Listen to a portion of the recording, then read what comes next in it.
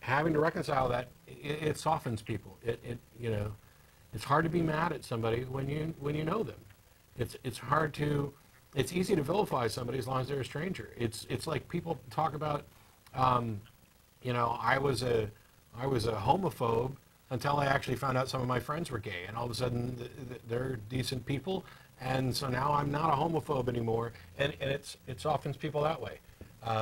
So you know, you just treat them decently with respect, but limit the amount of crap you take, because you know, you are the one who is changing the nature of the relationship, and so you bear some responsibility for that. On the other hand, that doesn't mean you're a punching bag, because if their view of you changes, it is entirely the responsibility, it is entirely their responsibility. And it is because of their religion. If their religion has poisoned their mind so much that they can't accept you for who you are, that's their problem and not yours. Yeah, hopefully. It's funny because I tell them that I'm just looking around and, oh, apparently the devil is in everyone except, you know, people of our religion, and they're all trying to harm me. And if they kick you out, you can't live with me. Oh, man. Sorry. So I was thinking on. I got no room. All right, I just had one other question. Sure. You probably can't, but how can we at this point reconcile free will with a completely naturalist, you know, worldview? I'm a compatibilist. I'd recommend reading Dennett's Elbow Room, Varieties of Free Will Worth Wanting, because that is a brilliant reconciliation of free will with determinism as far as I'm concerned. All right. Could I get the title one more time? Like, write that down. Yeah, Elbow Room. All right. Varieties of Free Will Worth Wanting, and then there's a kind of a follow-up that is Freedom Evolves, which is also very good. But Elbow Room's kind of like the starting point. All right. Yeah, that's all I got for you. Thank you. Great. Thanks, Andrew. Cool. By the way, that's my opinion on determinism and free will. Yeah. Not everybody in the ACA even agrees with that. We've had lots of discussions. And the misanthrope I've been corresponding with, his latest email seems to indicate that, and perhaps I misunderstood him, but he seems to think that our ability to walk upright was a product of free will. So I'm interested to see where this goes. Yeah. We got Evan in Colorado. Hi. How are you? How are you guys doing? Good. I was just wondering if you guys, because I was debating a Christian friend of mine, and he said that his belief in God is purely scientific. Have you ever had a friend that said that, and have they ever tried to explain it to you like that? We've had lots of people call and try to make that claim. Yeah, but like, he's not like the typical creationist. Like he's not like a William Lane Craig or Kent Owen or a Ray Comfort. He's a perfectly reasonable person. Yeah. And not perfectly. There's a problem there. I'll tell you something else that happened in I got a Sunday school report today. Being the Sunday before Christmas, their Sunday school teacher went off about the reliability of the Bible, and then went on to make this proclamation that scientists had verified the story of the Star of Bethlehem. Now, everybody in that Sunday school room, with the exception of my informant, is going to accept that claim uncritically. And they're going to parrot it to somebody else, just as their Sunday school teacher did. And yet it is entirely untrue. There is nothing there. And so they will think that they have a scientific basis for their belief. The only way to address this is to have somebody actually present that scientific evidence so that it can be subjected to the same critical scrutiny as any other claim. Okay, well, if they won't do it, then it's just a claim. Well, some people go to like William Lane Craig and say that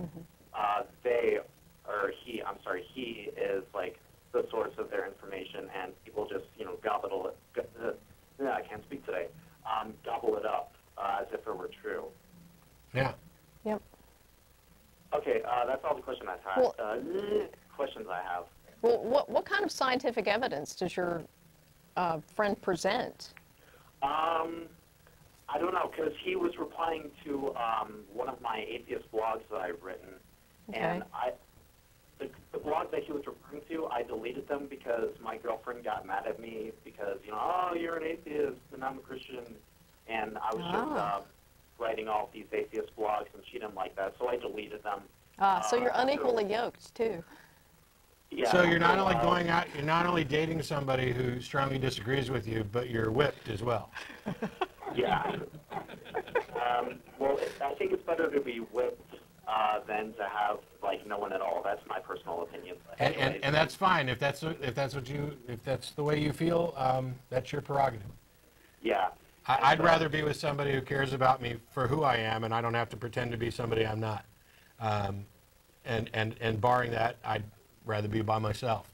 Not everybody agrees, and they're all entitled to whatever. I was joking about the whip thing because you volunteered that she didn't like it, so you deleted it. I mean, I'm not knocking the fact that you're in a relationship with somebody you care about. So, anyways, I was posting these blogs. I deleted them, and I've finally gotten some of them back up. But the one that he was referring to, I deleted, and so I can't really put it up. Yeah. So I don't know what it was, but I think I have a blog here that talks about something from it. Let me just check and see. Well, actually, the reason we're kind of running short on time, and we've got some calls here, but most of the so-called scientific arguments for the existence of a God fall into some categories like the fine-tuning argument or cosmological argument or something like that. If you can identify those characteristics, you can Google that. There's plenty of refutations of those arguments online. And most of them also have commentary at ironchariots.org. Yeah. Right. All right, I'm almost out of time, so I got to let you go. Okay, thanks. Thanks a lot, Evan. We've got Darian in London. Hi. How are you? Hi. Hello? Hello? Oh, it's in Hello. Canada.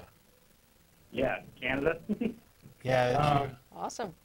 Sorry, Ustream is confusing me here. It's kind of laggy.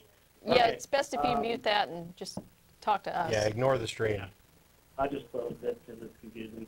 But yeah, so I wanted to just ask a quick question because your topic is reason for season and stuff like that. And 45 seconds.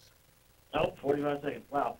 Okay. I recently had a big issue with my aunt specifically because she's very Christian and she raises her kids really Christian. And I guess one of my hugest problems is how to deal with her over the Christmas holiday. I don't want to be on my own, but I wonder if you had any tips on how to deal with her without having to get into these conversations. It seems to be a big issue of contention lately. So she's proselytizing to you? Yeah, she basically she thinks that I'm rebelling and doesn't accept that I'm just not a Christian. So Okay. So she seems to think that. Is she right? No, it's definitely not. I mean, I am an atheist. I absolutely am. Well, I mean, this is something that you can actually demonstrate and have discussions about, or if you're forced to, unfortunately, a lot of times you have to avoid the discussions. I'm afraid, I apologize, that we are out of time, so I got to let you go.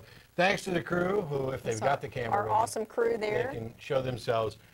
Please feel free, anybody, to join us at Thread Guilds on Riverside. And Leanne, I apologize, and if you show up at Thread Guilds, if you made it all the way through the show, I'll buy your dinner.